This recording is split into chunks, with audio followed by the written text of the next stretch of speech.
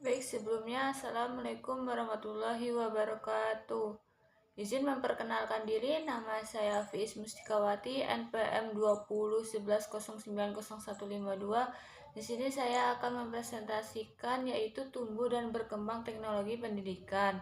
Nah, pendidikan telah berlangsung sejak awal peradaban dan budaya manusia.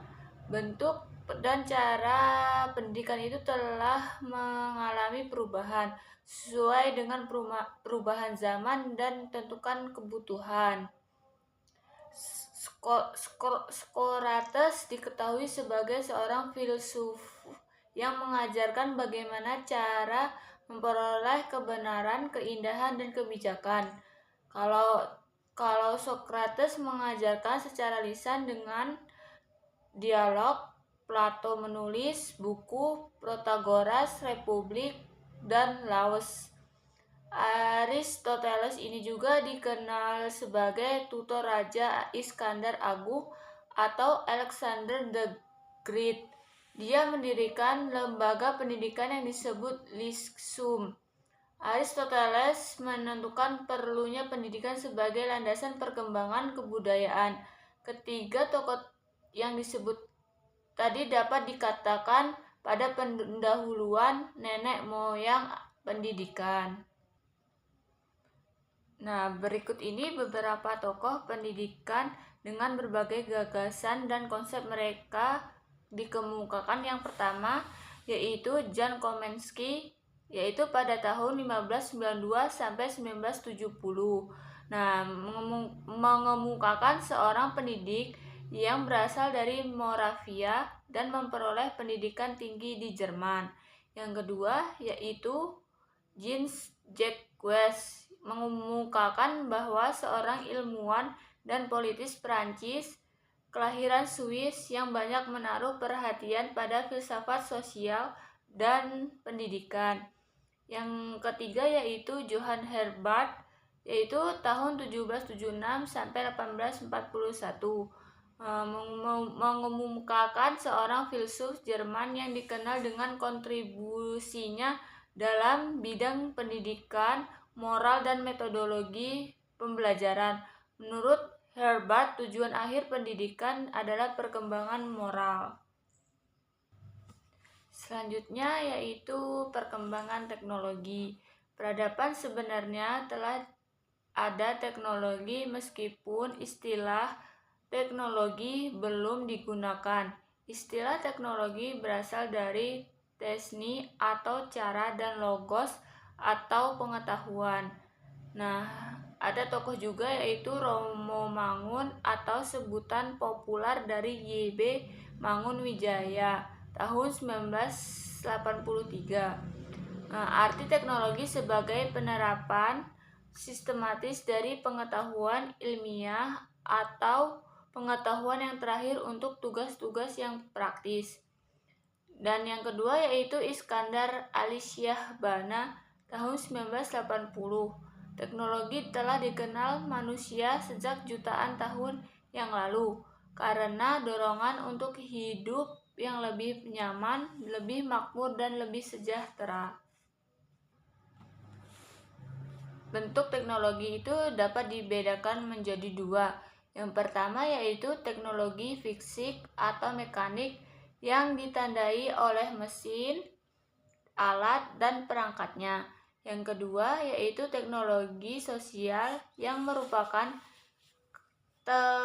tatanan atau acuan yang ditetapkan oleh orang lain dalam mengorganisasikan manusia dan lingkungannya serta hal-hal yang mengatur tugas, fungsi, wewenang, dan kekuasaan.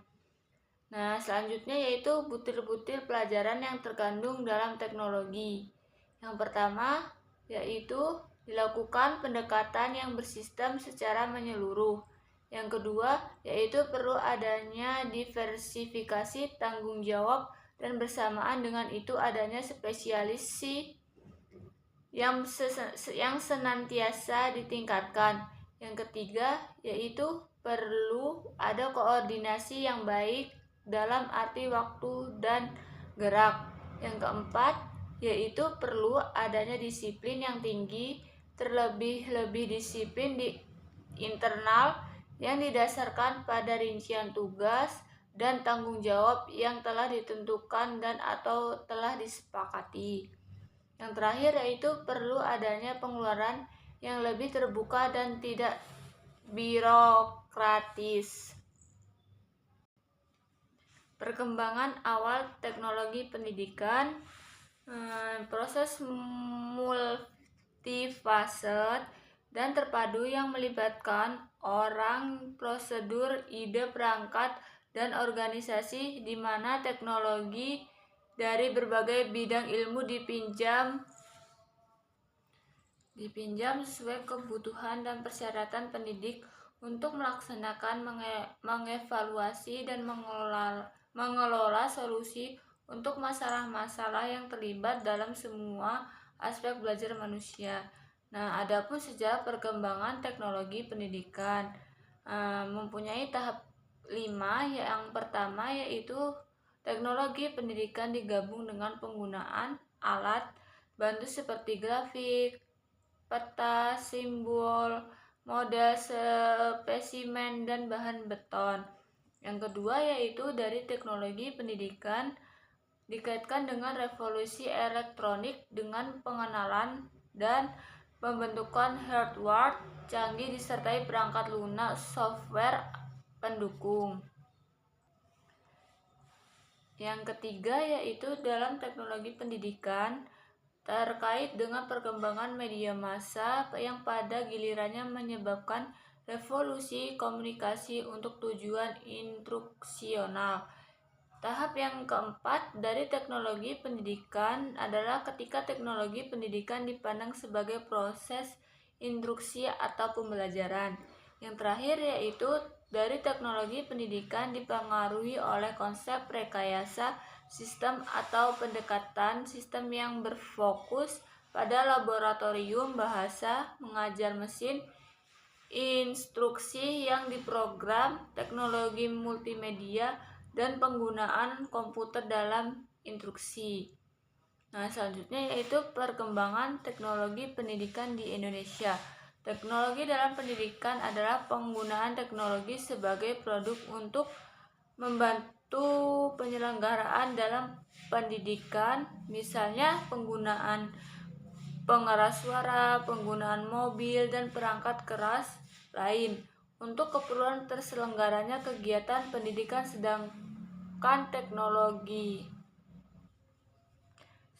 teknologi pendidikan adalah suatu proses yang bersistem dalam usaha mendidik secara kompleks dan terpadu yang melibatkan orang, prosedur, gagasan, dan peralatan untuk memecahkan serta menganalisis masalah yang menyangkut semua aspek belajar manusia. Baik, itu yang bisa saya sampaikan, kurang lebihnya saya mohon maaf. Saya akhiri, wassalamualaikum warahmatullahi wabarakatuh.